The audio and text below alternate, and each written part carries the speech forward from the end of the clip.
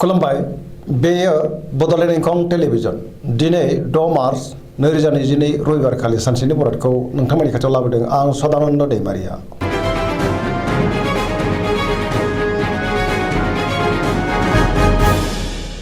सिगां फरायनो लादों मेष राशि गिबि हांखो अ ल दिनैनि साना जोबोर मोजां हरखाबै बहानिफ्रायबा मोजां खौरां फैनो हागौ। मावनो लानाय खामानिखौ थि समावनो आरो गोरलैयैनो मावफुंनोबो हागोन। गोसोखौ जोबोर गोजोननाय मोनगोन। देहाया मोजाङै थागोन। अब्लाबो नाथाय जानाय लोंनायाव सांग्रां जानाया गाहाम। रांखावरियाव दिनै जोबोर मोजां गोबां धोन आरजिनो हागोन। मोननो गोनां धोनखौबो दिनै मोननो हागोन। आयाबो बांगोन। बेफार फालांगियाव जोबोर मोजां मुलाम्फा मोनगोन। सोरबा लोगोनि थोजासे हेफाजाब मोननो हागोन।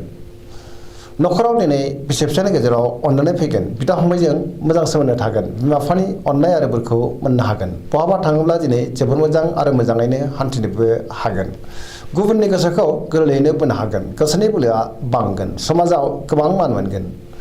लाइमोनफ्रा बहानिफ्रायबा मोजां खौरां मोननो हागौ। गोसोआ दिनै जोबोर रमान्टिक जागोन आरो गोसोनि साननायखौ फोरमायलायनोबो हागोन। फरायसाफ्रा फरायनायाव गोसो दुंखांगोन आरो मोजां फिथाइ मोननोबो हागोन। सरासनस्रायै दिनै साना जोबोर मोजां आरो मोजाङैनो बारग'लांगोन।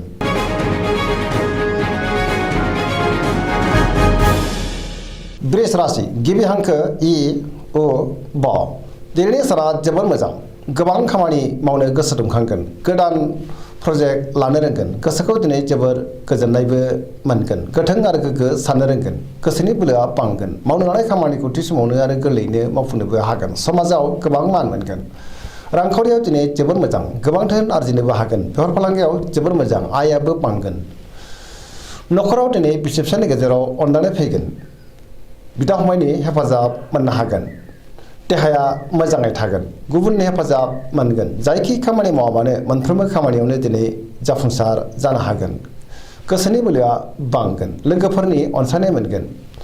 गुबुननि अनसायनाय मोननानै गोसोखौ दिनै बांसिन गोजोननाय मोनगोन। पजिटिभ एनार्जिनि गोहोम गोग्लैगोन। पजिटिभ आरो गोग्गो गोथों साननोबो रोंगोन।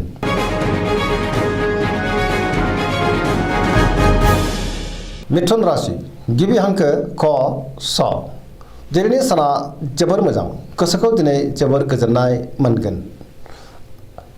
मोननो गोनां धोनखौ दिनै गोरलैयैनो मोनगोन। सोरनिबा सायाव मोजां खामानि मावनानै होनोबो हागोन। गोसोआ दिनै जोबोर रमान्टिक जागोन आरो लाइमोनफ्रा गावबा गावनि गोसोनि साननायखौ फोरमायलायनोबो हागोन। देहाया मोजाङै थागोन। रांखावरियाव दिनै जोबोर मोजां बेफार फालांगियावबो जोबोर मोजां होनजायो। न'खराव बिसि फिसायनि गेजेराव अनलायनाय फैगोन। बिदा फंबायजों मोजां सोमोन्दो थागोन। गोसोनि बोलोआ बांगोन। मावनो लानाय खामानिखौ थि समावनो आरो गोरलैयैनो मावफुंनोबो हागोन। सोरबा लोगोनिफ्राय थोजासे हेफाजाब मोनगोन। सोरजोंबा बाख्नाय जानोबो हागौ। गुबुनजों मोजां सोमोन्दो लाखिनो रोंगोन। पजिटिभ आरो गोथों साननो रोंगोन। लाइमोनफोरनि गोसोआ दिनै जोबोर रमान्टिक जागोन आरो गावबा गावनि गोसोनि साननायफोरखौबो फोरमायलायनो हागोन। सरासनस्रायै दिनै साना जोबोर मोजां आरो मोजाङैनो बारग'लांगोन।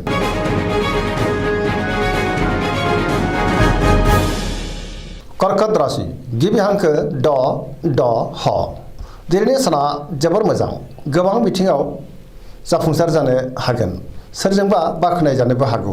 गोसोनि बोलोआ बांगोन। गोसोनि साननाया मोगथाङाव जाफुंगोन। गोसोआव पजिटिभ साननाय फैगोन। गोथों आरो गोग्गो साननो रोंगोन। गियाननि आंखाल जानाय नङा।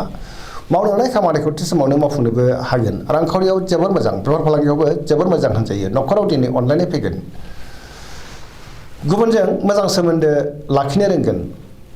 न'खराव बयजोंबो गोरोबनो रोंगोन। सोरजोंबा बाख्नाय जानानै गोसोआ दिनै जोबोर खुसि जागोन। फरायसाफ्रा फरायनायाव गोसो दुंखांगोन आरो मोजां फिथाइ मोनगोन। पजिटिभ एनार्जिनि गोहोमबो गोग्लैगोन।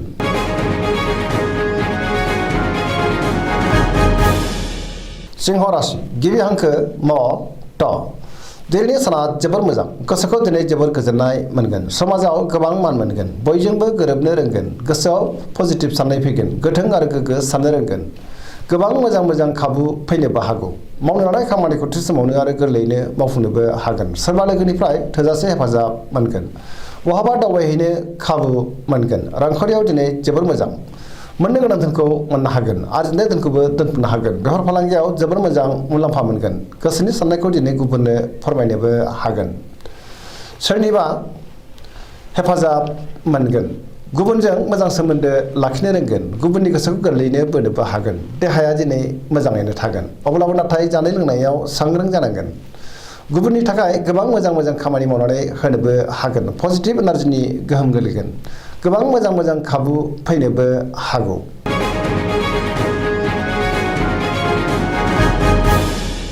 कन्या राशि गिबि हांखो प ट।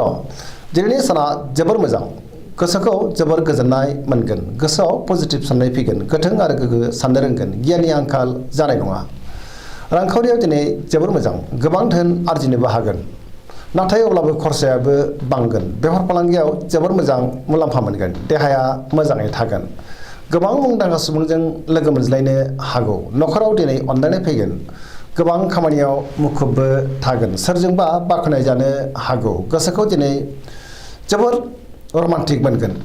पजिटिभ एनार्जिनि गोहोम गोग्लैनो हागौ। गुबुननि थाखाय गोबां मोजां खामानि मावनानै होनोबो हागोन। जेरावबो सांग्रां जानो रोंगोन।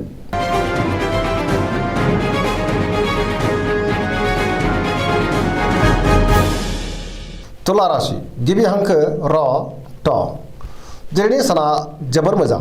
गोसोनि बोलोआ बांगोन। गोसोनि साननाया मोगथाङाव जाफुंगोन। मावनो लानाय खामानिखौ थि समावनो आरो गोरलैयैनो मावफुंनोबो हागोन। देहाया मोजाङै थागोन। रांखावरियाव दिनै जोबोर मोजां। मोननो गोनां धोनखौ मोननो हागोन। आरजिनाय धोनखौबो दोनथुमनो हागोन।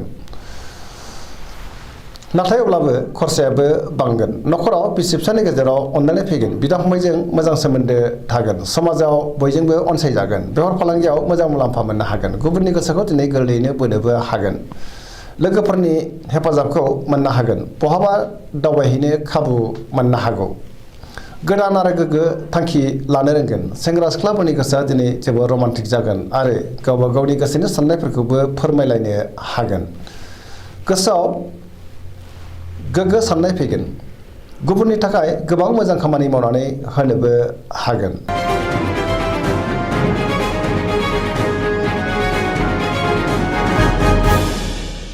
वृश्चिक राशि गिबि हांखो न स। दिनैनि साना जोबोर मोजां। गोसोखौ दिनै जोबोर गोजोननाय मोनगोन। समाजाव लोगो लेवा बांगोन। सोरजोंबा बाख्नाय जानोबो हागौ। सोरबा गोजाम लोगोजों बहाबा लोगो मोननानै दिनै गोसोखौ बांसिन गोजोननाय मोनगोन। गोसोआव गोग्गो आरो गोथों साननाय फैगोन।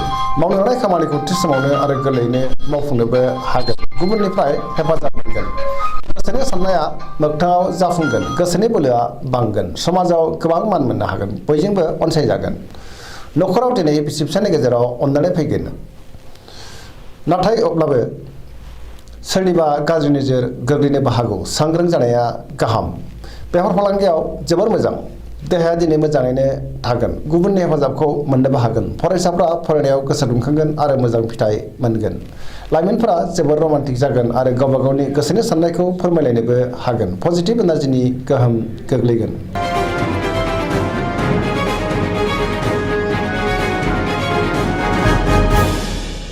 धनु राशि गिबि हांखो ढ फ भ। दिनैनि साना जोबोर मोजां। गोसोआव पजिटिभ साननाय फैगोन। गोथों आरो गोग्गो साननो रोंगोन। गियाननि आंखाल जानाय नङा। मावनो लानाय खामानिखौ थि समावनो आरो गोरलैयैनो मावफुंनोबो हागोन। गोसोनि साननाया जाफुंगोन। रांखावरियाव दिनै जोबोर मोजां। मोननो गोनां धोनखौबो दिनै मोननो हागोन। बेफार फालांगियाव जोबोर मोजां मुलाम्फा मोनगोन। समाजाव गोबां मान मोनगोन। न'खराव सोरबा आलासि फैनोबो हागौ। देहाया दिनै मोजाङैनो थागोन। गुबुननि गोसोखौ गोरलैयैनो बोनो हागोन। बिदा फंबायजों मोजां सोमोन्दो थागोन।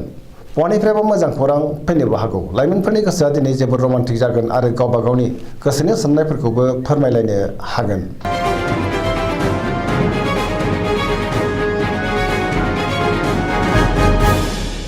मकर राशि गिबि हांखो ख ज।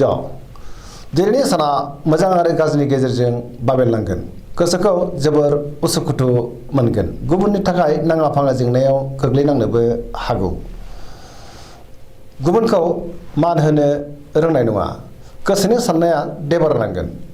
सिगांनि बबेबा आद्रा खामानिखौ मावफुंनो नाजागोन। नाथाय अब्लाबो हायाबो जानो हागौ। रांखावरियाव जोबोर मोजां। आयाबो बांगोन। नाथाय अब्लाबो खरसायाबो बांगोन। मोननो गोनां धोनखौ मोननो हागोन। बेफार फालांगियाव जोबोर मोजां मुलाम्फा मोनगोन। गुबुनजों मोजां सोमोन्दो लाखिनो गोब्राब जागोन। गोदान खामानियाव आखाइ होथ'यैआनो गाहाम। न'खराव बिसि फिसायनि गेजेराव अनलायनाय फैगोन बिदा फंबायजों मोजां सोमोन्दो थागोन आरो बिसोरनि हेफाजाबखौ मोनगोन सेंग्रा सिख्लाफ्रा गावबा गावनि गोसोनि साननायखौ फोरमायलायनो हागोन आरो गोसोआबो दिनै जोबोर रमान्टिक जागोन।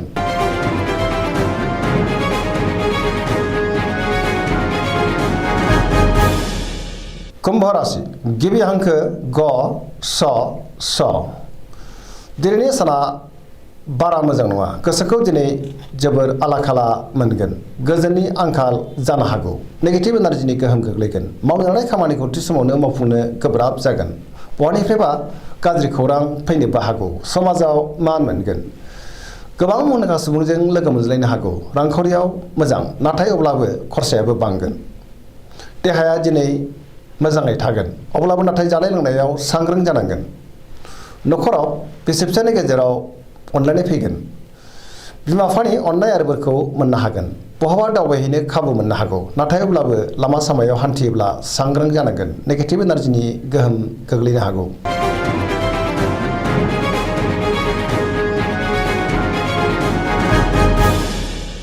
मीन राशि गिबि हांखो ड स दिनैनि साना जोबोर मोजां गोसोखौ दिनै जोबोर गोजोननाय मोनगोन पजिटिभ साननाय फैगोन गोबां आरो गोथों साननाय फैगोन गुबुनजों मोजां सोमोन्दो लाखिनो रोंगोन गुबुननि अनसायनाय मोनगोन सोरजोंबा बाख्नाय जानोबो हागौ गोसोनि बोलोआ बांगोन गावनि गोसोनि साननायखौ दिनै गुबुननो फोरमायनोबो हागोन देहाया मोजाङै थागोन अब्लाबो नाथाय जानाय लोंनायाव सांग्रां जानांगोन रांखावरियाव जोबोर मोजां नाथाय अब्लाबो खरसायाबो बांगोन बेफार फालांगियाव जोबोर मोजां गोबां मुंदांखा सुबुंजों लोगो मोनज्लायनो हागौ न'खराव दिनै अनलायनाय फैगोन सोरजोंबा बाख्नाय जानानै गोसोखौ जोबोर गोजोननायबो मोनगोन गोसोआ दिनै जोबोर रमान्टिक जागोन आरो लाइमोनफ्रा गावबा गावनि गोसोनि साननायफोरखौबो फोरमायलायनो हागोन सरासनस्रायै दिनै साना जोबोर मोजां आरो मोजाङैनो बारग'लांगोन।